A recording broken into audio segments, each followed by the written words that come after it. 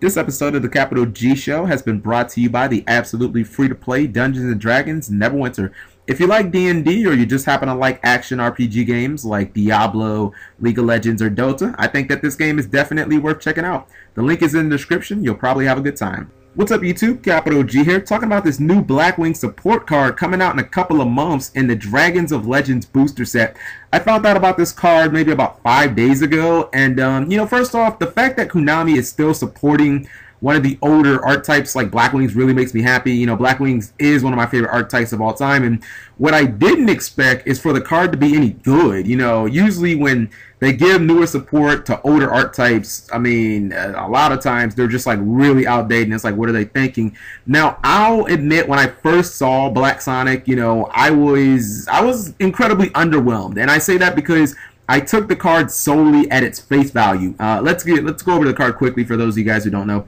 It's a trap card. It's called Black Sonic. It says activate when your opponent declares an attack while you control a face-up Blackwing monster. Remove from play all attack position monsters your opponent controls. So, like I said, when I first saw it, I took the card solely at face value, and I thought to myself, why would I ever want to run this over Mirror Force, considering it pretty much does the same thing, but it's less consistent. I do need a monster on board just to activate the card. But then I looked specifically at the context of the Blackwing deck, which is, the only place you're going to be running this card. And I compared it specifically with Mirror Force in common situations, and well, if you get this card off, it's downright better than Mirror Force 99% of the time. We all know in this game it's much better to banish than to destroy for obvious reasons.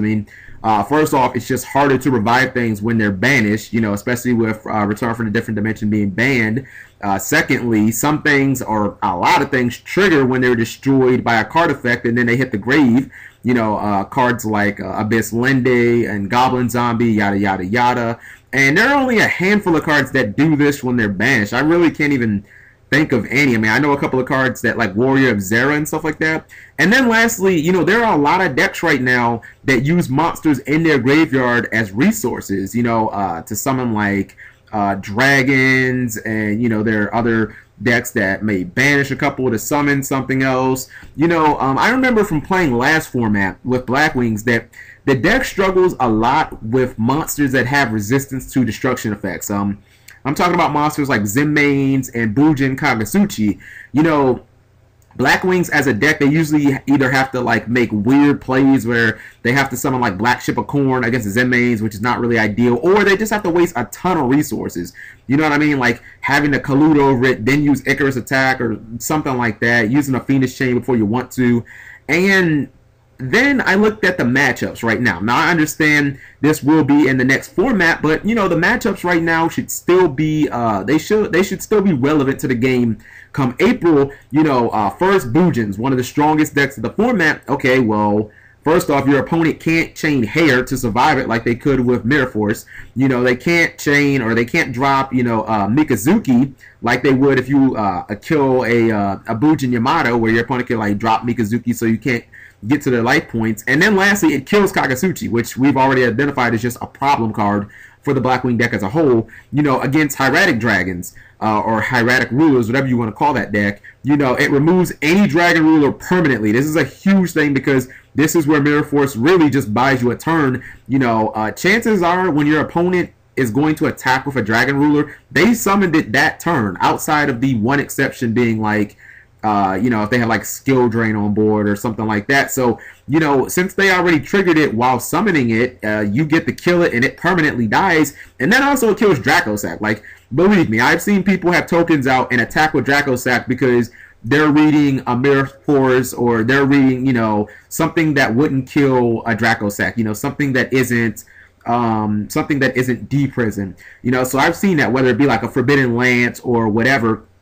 And then even if you hit like a random Xyz and you're playing against a hieratic ruler deck, at least the Xyz, whether that be Gaia Dragon or King of Tomb, at least that Xyz itself doesn't go to the graveyard. So that's less fodder for them to be able to summon their dragon rulers with. you know, look at the Mermill deck, and this is, again, where this card, Black Sonic, has a huge edge over Mirror Force. You know, it's an actual counter to the Linde Suicide play, which is one of the more annoying plays in the game because, you know, your opponent can summon Pike. It's in the damage step, so you can't really chain if they play like a Marksman or something like that. They can get bigger monsters like Lead straight from the deck. This just ignores that. I mean, it says, okay, you're trying to suicide with Lead. Lead gets banished. She gets no effect. You know, Mirror Force doesn't counter that play at all. Usually you just have to wait, hope your opponent gets like a Megalo or something, but if they get Pike, pop your Mirror Force, you just lose it for nothing. So, you know, about most of the time, this card is going to just be superior to Mirror Force. In fact, the only matchup where I definitively think that Mirror Force is going to have an edge is in Fire Fist, and that really only has to do with Fire Fist Bear because, you know, if they summon Bear and pop your Blackwing, then, you know, you'd much rather have Mirror Force being able to Mirror Force the Bear than have this card, which you can't activate.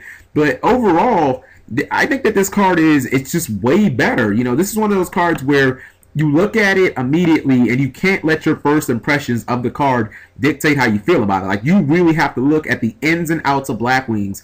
You have to be super familiar with the deck, and you'll realize this card is pretty much what the doctor ordered. You know, I've always thought that Blackwings need a little more removal because the only inherent removal they have just happens to be a themed card in Icarus Attack. If they didn't have Icarus Attack, if Blackwings were all, you know, fucking fairies, but the same exact archetype, this deck would have literally no ways to remove monsters, and this seems to be the best way that the deck has. So let me know what you guys think. I think this card is phenomenal. Me personally, if I'm playing Blackwings right now, I'm dropping my 2 Mirror Forces for 2 Black Sonics, and I'm just going to risk the Fire Fist matchup because across the board, this card is just far better.